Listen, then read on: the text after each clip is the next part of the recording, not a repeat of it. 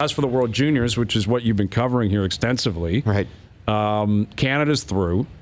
And it's been a weird tournament so far because the first game was an exceptional game against the Americans, like a thoroughly entertaining back-and-forth game. The second game was an unmitigated disaster. Worst I've ever seen at the World Juniors. Getting just smoked by Russia, but ultimately doesn't matter because they still win their group. But just think of that, though. Think of everything that happened in that game. Lafreniere goes down, and it looks at the moment. Look, we all think he's done. We all think he's done. Right. Veleno does the headbutt that he gets suspended for. Hayton doesn't take off his helmet. You have all those things. It's like everything that went wrong for Canada all went wrong on the same day within the same 2 hours. And since then, nothing's gone wrong for them. But even the way the schedule broke for them after that was favorable. It worked out perfectly. And I don't know if they've proven a lot because they're three teams they should have beaten. But I think the way they look, that you can say that the Russia game was a bit of an aberration and it's in their rearview mirror. And now you have the possibility, if they can beat Finland and if Russia beats Sweden, and that won't be easy, they'll both be really tough games. That's the ultimate quick redemption story if you get to play Russia in the gold medal game. I think it's a better story. That's what you want. It's a better story than the Americans, really. Yes, right? and much more. It feels like they have no connection to Sweden at the World Junior Tournament. Canada? Yeah, because they're always in different groups. Right. Like Sweden always wins their group, so they're always on this side, and Canada generally wins their group. Or when Canada plays Sweden, it's the second. Like Canada played Sweden in that gold medal game after the Eberle goal, and only anybody remembers from Ottawa was the Eberle goal, and then the Sweden game was sort of the after effect, the 5-0 win nobody remembers. And the fact that Sweden hasn't shown up in the Now, Finland is different. Now, look at Finland is not going to get people as excited about Canada-USA. It doesn't have the intensity. It doesn't have the history of Canada-Russia. But Canada-Finland, they've won 5 of the last 6 gold medals. They played in all these critical games. Finland's beaten them twice in overtime in the last 5 years, including that goofy game last year in Vancouver, where Canada had the lead in the last minute, and then it goes to overtime. Dobson breaks his stick. They come back the other way. So, look, I know, again, Canadian fans don't hate the Finns. We don't get fired up about the Finns. But as far as recency, that's a pretty good rivalry. Yeah, it should be. It should be. Yeah, you're right about that game last year, too, man. That's in Vancouver. It's one of the most painful sequences in Team Canada history. The goofy goal, just to remind you, the listeners, there's less than a minute left. Canada's up by 1, about to go to the semis. It goes off DiPietro's back and in from a goofy angle. And then they go to overtime. They get a penalty shot that Max Comtois misses. Mm-hmm. Then Dobson has a wide open net. His stick breaks. They come back the other way and the Finns score, and they go on to win the gold medal. It's just nuts. That's the beauty of the tournament, though. Yeah. And generally speaking, there's always a game or two in the preliminary round that gets people talking. If Canada wins their group stage, this is kind of just a rudimentary part of the process. Right. You beat Slovakia or whoever you play, Germany, right, and the tournament really amps up and starts in the semifinals. And that's where we're lucky enough to be. Yep. But you lose sight of it because last year they didn't even get there. Yeah. So you take it for granted for so long because you're like, well, of course they're at least going to get to the semis and play the Finns or Sweden or Russia.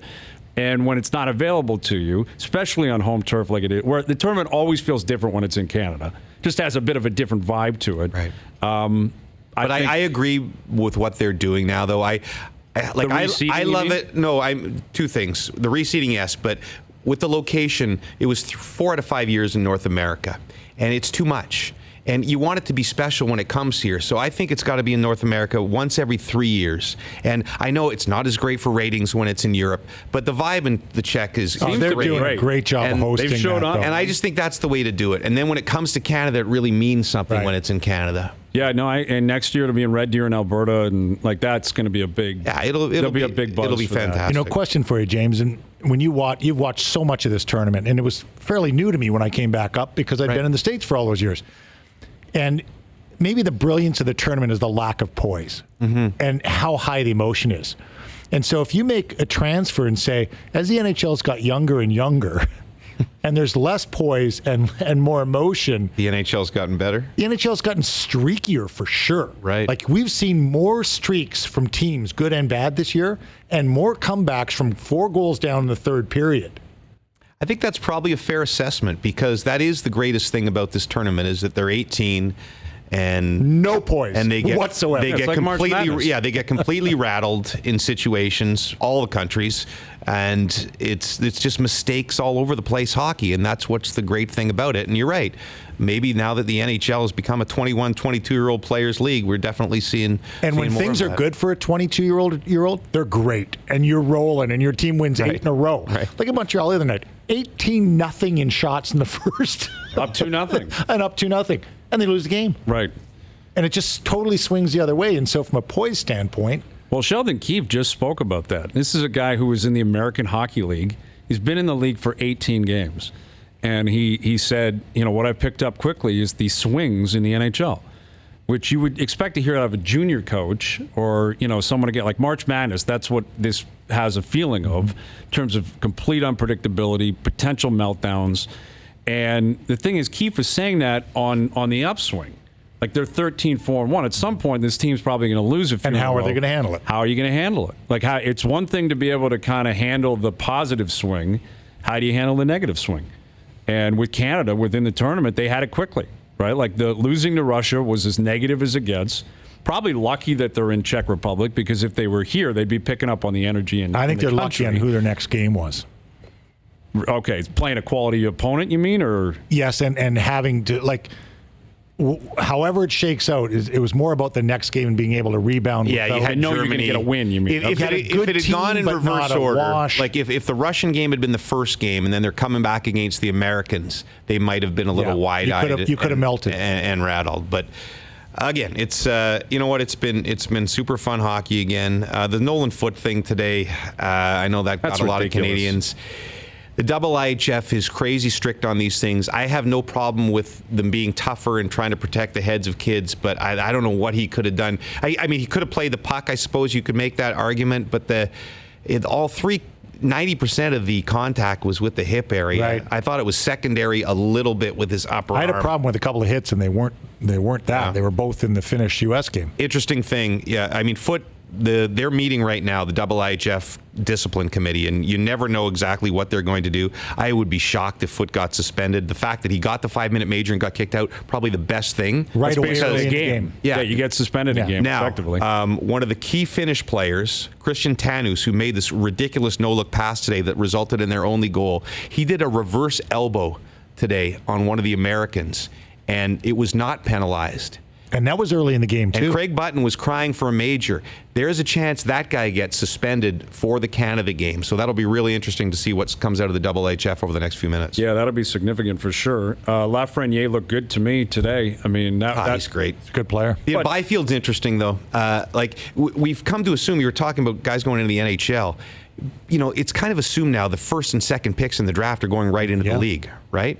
I don't know that Byfield's ready. He's been fairly invisible, and I don't want to be hard on him, but for a guy who's expected to go second and maybe first, a lot of people have him ahead of Lafreniere. On the potential. He looks like a guy who needs one more year in junior and one more World Juniors before he's ready for the NHL, and it'll be really interesting to see whoever picks him first or second if they give him that time. And maybe the next few months changes everything, but just from this tournament, it looks like maybe he's not quite ready for the stage yet. I mean, the difference between Lafreniere last year to this year is ridiculous. That's what history has told us, right? Has taught us. If you're 17, 18 undrafted, chances are this tournament is going to humble you pretty quickly.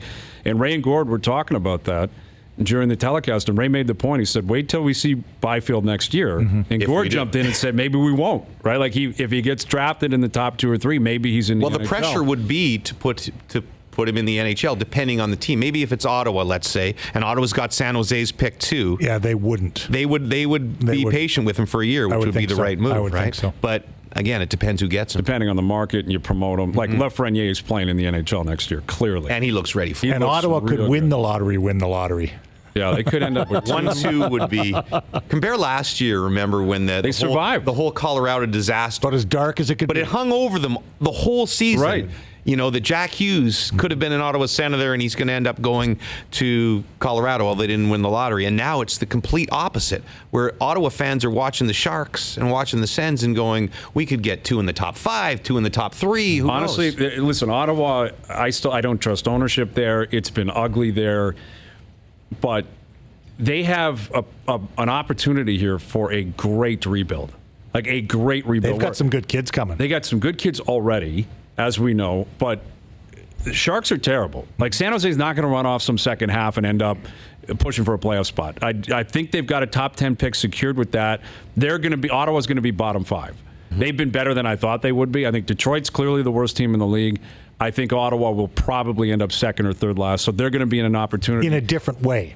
Right. Edmonton will make a late run at a top 5. They could. I mean, it's been ugly out there. Odds are in their favor.